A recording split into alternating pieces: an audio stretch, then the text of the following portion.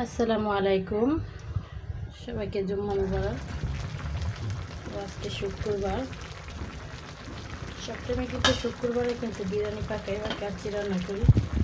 আজকে একটু শরীরটা অসুস্থ আছে, তার জন্য কিন্তু ওগুলো খাবো না। রান্না করেছি কাঁচকলা দিয়ে, কিন্তু ইলিশ মাছ দিয়ে রান্না করেছি, আর সাথে আছে করলা ভাজি। কিন্তু গ্যাস থাকে না, একটু বেশি করে রান্না করেছি। সকাল পর্যন্ত চলে যাবে মা মেয়ে দুইজনের, বুঝতেই পারছ।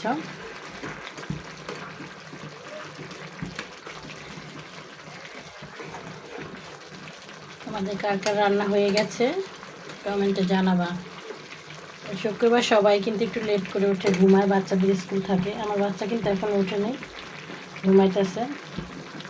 ইলিশ মাছটা পছন্দ করে, আমার মেয়েও করে, আমিও করি, তার জন্য আজকে 2টা ইলিশ মাছ নিয়ে নিছি। শরীর অসুস্থ থাকলে কিছুই ভালো লাগে না, কিসের কাচ্ছি আর কিসের কি রান্নাবাড়া করতেই কষ্ট হয়। কালারটা কত সুন্দর এসেছে, দেখতে পাচ্ছ।